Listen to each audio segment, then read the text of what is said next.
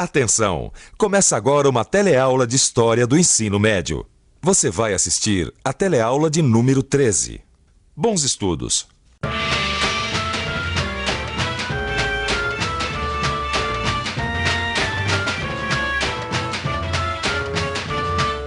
A senhora sabe de onde veio essa figura?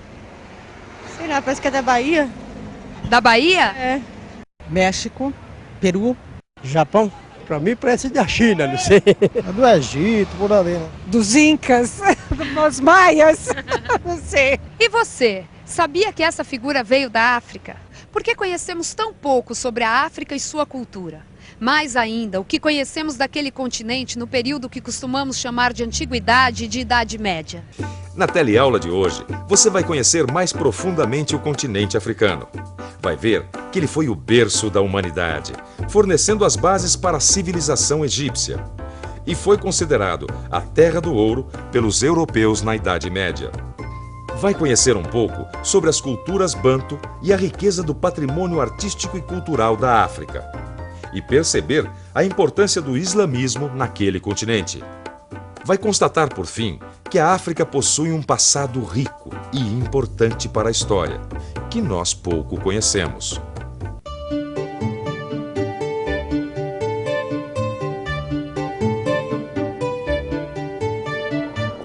Nossa, gostei daqui.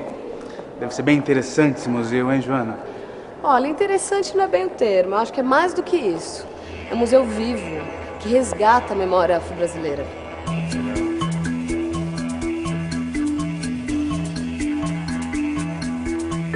Gente, quanta coisa bonita, né?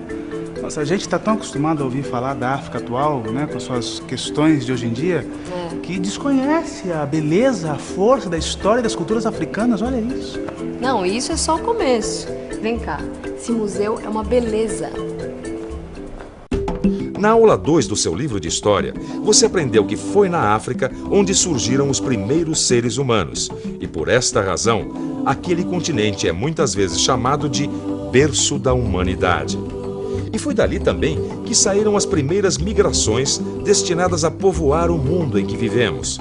Além disso, foi em territórios africanos que apareceram as primeiras formas de organizar a sociedade humana, como a família. Voltando à pergunta inicial da nossa teleaula de hoje. O que nós sabemos sobre a África nos tempos históricos que antecederam o período das grandes descobertas, ou seja, na Antiguidade e na Idade Média? E por que a gente sabe tão pouco sobre a história da África? Nos nossos livros de história, a África aparece como local de onde vieram os escravos que trabalharam nas Américas, trazidos através das rotas abertas no Oceano Atlântico. Mas esta é apenas uma visão. O continente africano possui uma vasta e rica história que se inicia muito antes. O Antigo Egito, cuja importância para a história você viu na aula 4, situava-se no norte da África. E a sua relação com o interior do continente africano foi, desde a sua formação, muito importante para sua identidade política e religiosa. Por volta do ano 2000 a.C., surgiu ao sul do Egito um reino africano poderoso e influente, conhecido como Kush, na região que mais tarde ficou conhecida como Núbia. Os Cushitas, como eram chamados, chegaram mesmo a dominar o Egito entre os anos 750 a 700 a.C. e deixaram forte influência na arte e na arquitetura daquela terra. Essa obra pertence a um povo chamado Ati, que vive a leste da Costa do Marfim. Ela é usada pelos sacerdotes. Na verdade, ela é um veículo de comunicação com o mundo ancestral. Mas o mais interessante nessa obra são os elementos ligados à beleza feminina na África.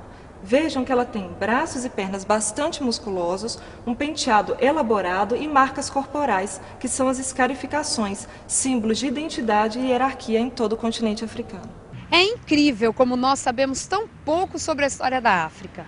A gente precisa se informar mais sobre essa época. Mas por que essa história da antiguidade africana não é conhecida? Eu acho que há um pouco de preconceitos, de ignorância e também de uma questão ideológica. Que para você colonizar um povo, tem que justificar. A justificação do discurso da missão colonizadora era de que a África era um deserto cultural. Não havia história, não havia cultura. Então nós temos toda a razão para civilizar esses povos, para poder levá-los ao nível dos homens. Nós precisamos recuperar essa memória, ensinar a história de todos os povos que formaram o Brasil como país, como povo e como nação. De Cartago eu já tinha ouvido falar alguma coisa, agora desse reino de Aksum, nunca. Mas como pode isso, não? Não, e não para por aí, não. A riqueza da África nesse período, que vai da Antiguidade até a Idade Média, é muito grande. Surgiram muitos reinos mais. É verdade.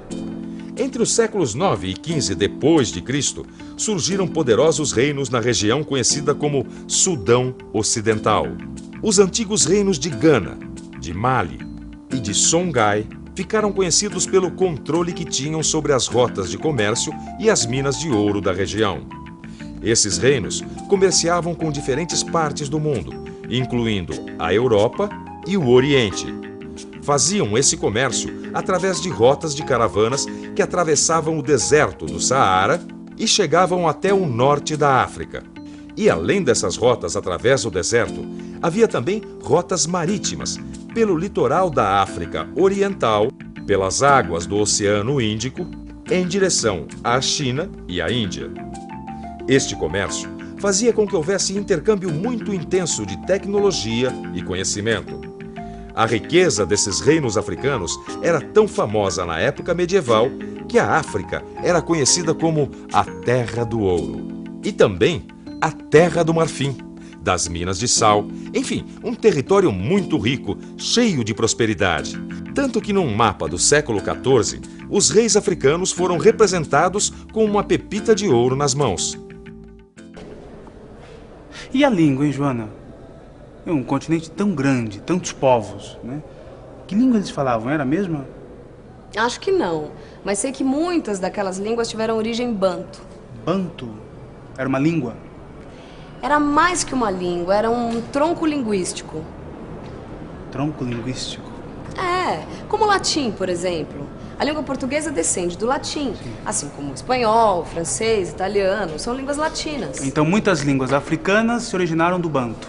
É, assim como os povos que falam línguas derivadas do latim são chamados de latinos, os povos que falam línguas derivadas do banto são chamados de bantos.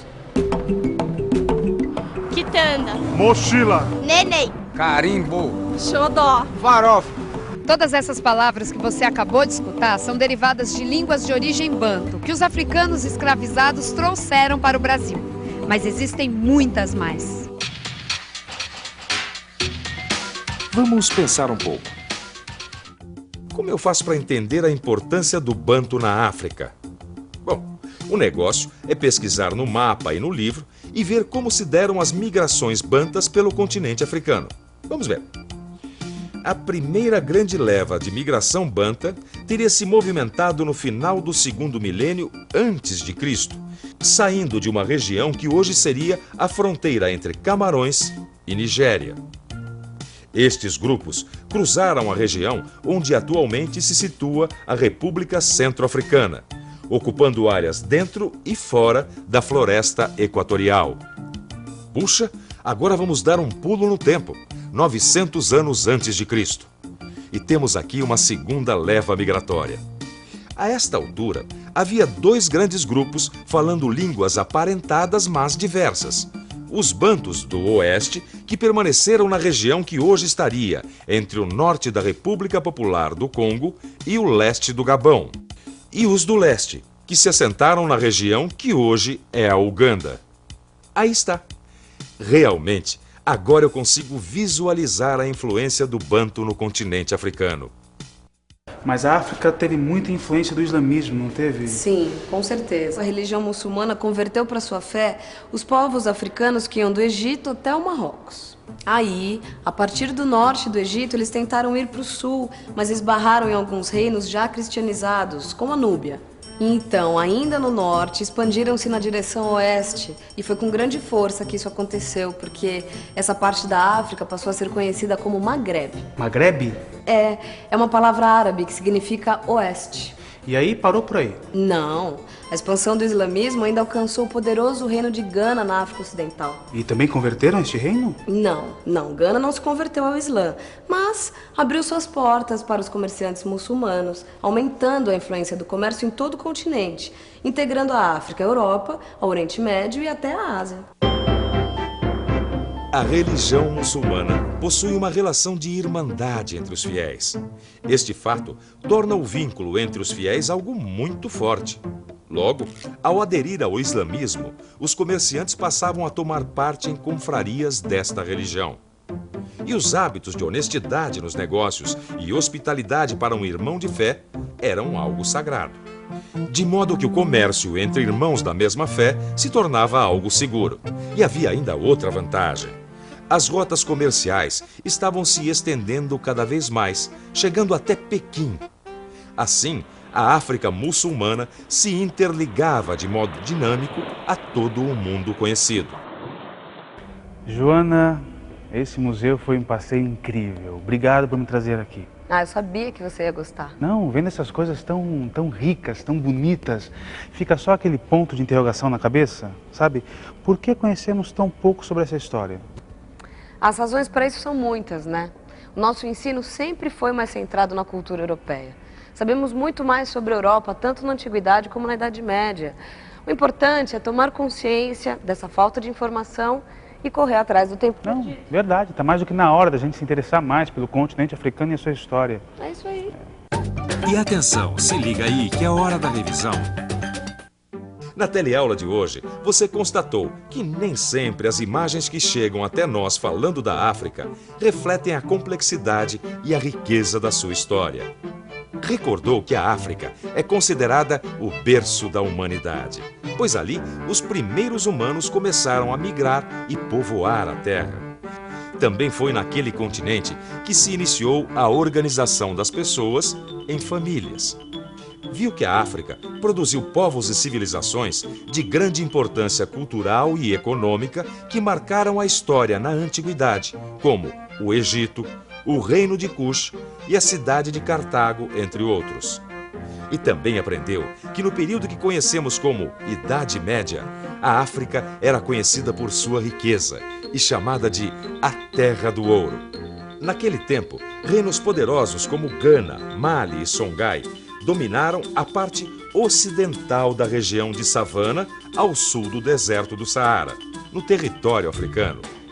Soube que o Banto é um tronco linguístico e base de muitas línguas africanas, e também que os povos que habitavam o mesmo território foram se unindo e criando suas identidades étnicas, com base na sua língua, seus costumes, sua religião e a memória comum. Por fim, aprendeu que desde o século VII d.C., a religião islâmica penetrou na África a partir do norte, criando vínculos poderosos dentro do continente, fortalecendo o comércio e interligando os ricos reinos africanos à Europa, ao Oriente Médio e à Ásia. Agora é com você. Bons estudos.